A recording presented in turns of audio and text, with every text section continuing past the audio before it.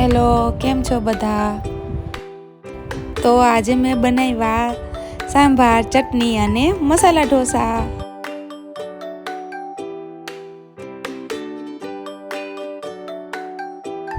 હવે આપણે ઢોસાની રેસીપી. સૌથી પહેલાં કુકરમાં 2 કટકા કરી અને બટેકા બાફી લેવાના જોઈએ એ પ્રમાણે. મસાલા માટે મેં 500 જેટલા બટેકા લીધા.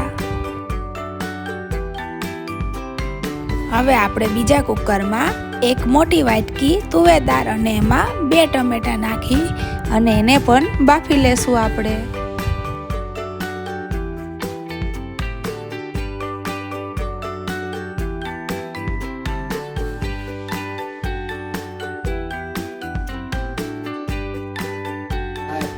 આપણા બંને કુકર થાય ત્યાં સુધી મેં સાંભારની તૈયારી કરી લીધા. તેમાં સાંભાર માટે દૂધી અને બટેકા.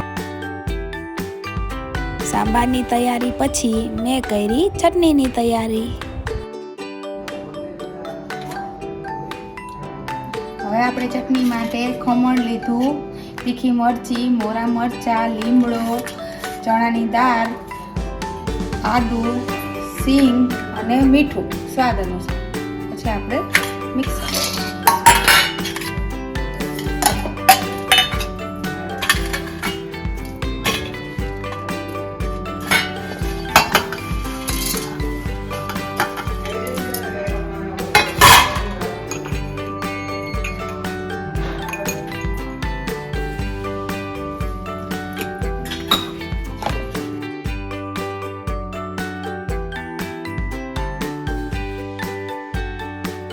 હવે આપણી ચટણી તૈયાર થઈ ગઈ છે.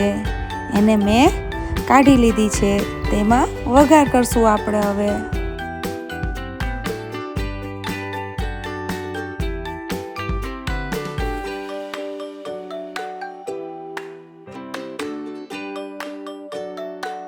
તેલ મૂક્યું આપણે ચમચી, એમાં રાઈ અને થોડુંક લાલ મરચું અને હિંગ. વઘાર આપણે ચટણીની ઉપર.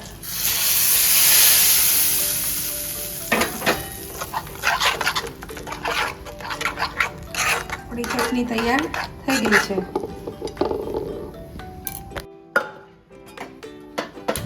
હવે આપણે સાંભાર માટે વઘાર કરશું. 1 પાવડું મોટું તેલ નાખશું. પછી આપણે દૂધી, બટેકા એ કર્યું એનો આપણે વઘાર કરી દઈશું. તેલ નાખ્યું. આમાં રાઈ જીરું કંઈ નહીં નાખવાનું, ખાલી હિંગ મૂકીને જ આપણે વઘાર કરી નાખવાનો.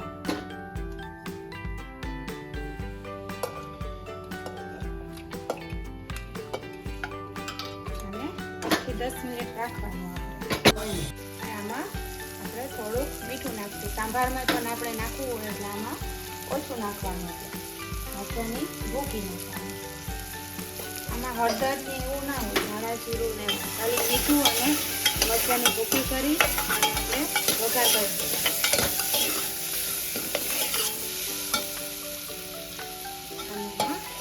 નાખી અને આપણે 2 થી 3 સીટી બોલાવી દેવાનું. હવે આપણે મસાલાની તૈયારી કરશું. ઢોસાના મસાલાની. એના માટે 2 પાવડા મોટા તેલ થાય ત્યાં સુધીમાં આપણે કટ કરી લીધું છે. આપણે પહેલેથી જ કાંદા છે, તીખી મરચી છે અને ટમેટા છે. આમાં તમારે પત્તાકોબી નાખવી હોય તો તમે નાખી શકો. વઘાર માટે રાઈ, હિંગ અને લાલ મરચું.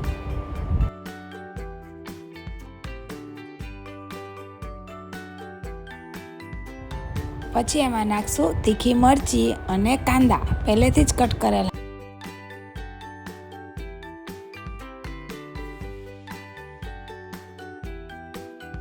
પછી એમાં આપણે નાખશું મીઠું સ્વાદ અનુસાર. એટલે આપણી ડુંગળી એકદમ મસ્ત ચડી જાય.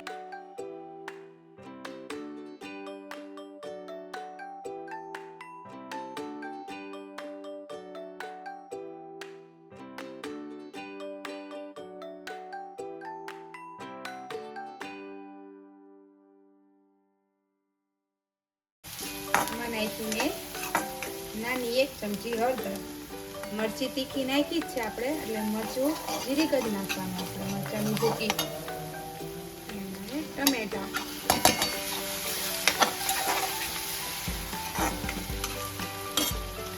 અને ગરમ મસાલો. ગરમ મસાલો તૈયાર હોય આપણે, એ પણ તમે વાપરી શકો, અને ઘરે બનાવ્યો હોય તો એ પણ વાપરી શકો તમે. ટમેટા નાખ્યા પછી 2 થી 3 મિનિટ. ટમેટા તો વહેલા જ આવી જાય.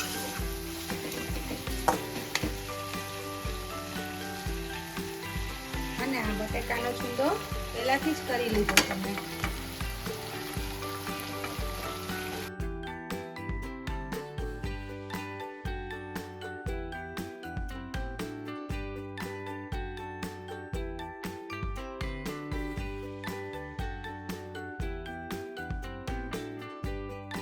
હવે આપણો મસાલો તૈયાર થઈ ગયો છે. એમાં આપણે ધાણા નાખી દઈશું. તો મસાલો તૈયાર થઈ ગયો છે. આપણી દાળ બફાઈ ગઈ છે, અને આપણે બ્લેન્ડર મારી દઈશું.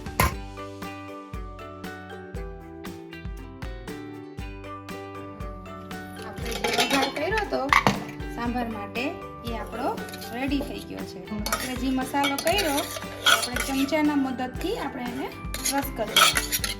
તમારે બ્લેન્ડર મારવું હોય તો તમે બ્લેન્ડર મારી શકો. હું તો ક્રશ કરું છું.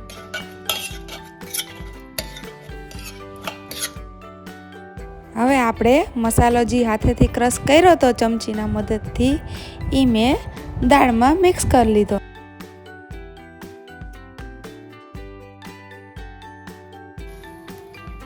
સાંભારમાં વઘાર માટે ઓછું તેલ નાખવાનું, દેખાય નહીં એટલું જ, 1 પાવડું જેટલું. હવે આપણે નાખશું સાંભારમાં મસાલો. સાંભારનો ડાયરેક્ટ સાંભાર મસાલો નહીં નાખવાનો, પાણીમાં મિક્સ કરી અને પછી જ નાખવાનો.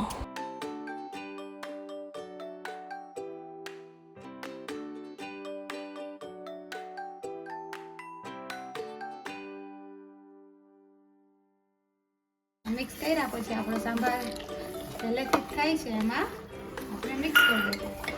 એમાં પછી મીઠું આપણે મસાલામાં નાખ્યું હતું, એટલે સ્વાદ પ્રમાણે નાખી દેવાનું. ત્યાં સુધી આપણું તેલ આવી ગયું છે. આપણે વઘાર માટે રાઈ જ નાખવાનું, જીરું કે એનો ઉપયોગ નહીં કરવાનો. અને હિંગ અને મરચાં. વઘાર સાંભારમાં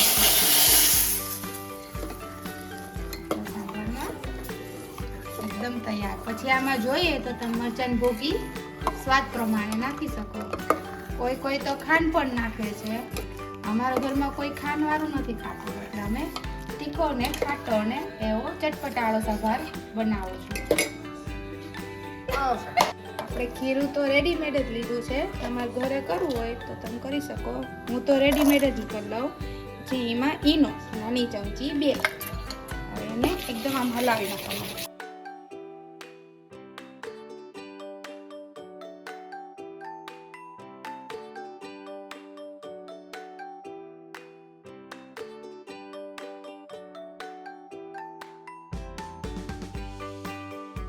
સંભાર એકદમ તૈયાર થઈ જાય પછી છેલ્લે લીંબુ નાખવાનું. એટલે લીંબુની ખટાશ એવી ને એવી રહી. પહેલા નાખો તમે તો ખટાશ થોડીક ઓલી થઈ જાય, એટલે હું છેલ્લે નાખું. આપણો સંભાર એકદમ મસ્ત તૈયાર થઈ ગયો છે. તૈયારી કરી લેશું. એના માટે મેં એક તપેલીમાં પાણી અને કોટનનું કપડું લેવાનું. લોઢી થાય છે એમાં આમ કરી એકદમ લોઢીને ગરમ થવા દેવાનું. હવે આપણે ખીરામાં નાખશું મીઠું.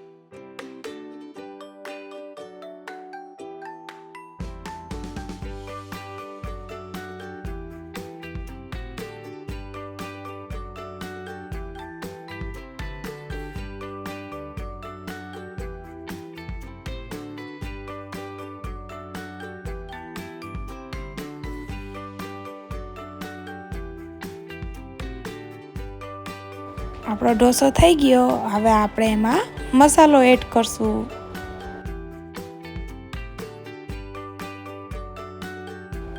આપણા મસાલા ઢોસા એકદમ રેડી થઈ ગયા છે. એને સર્વ કરી લેશું આપણે સાંભાર અને ચટણી સાથે. તો તૈયાર થઈ ગયા આપણા મસાલા ઢોસા સાંભાર અને ચટણી સાથે. કોને કોને ભાવે એ કહેજો અમને.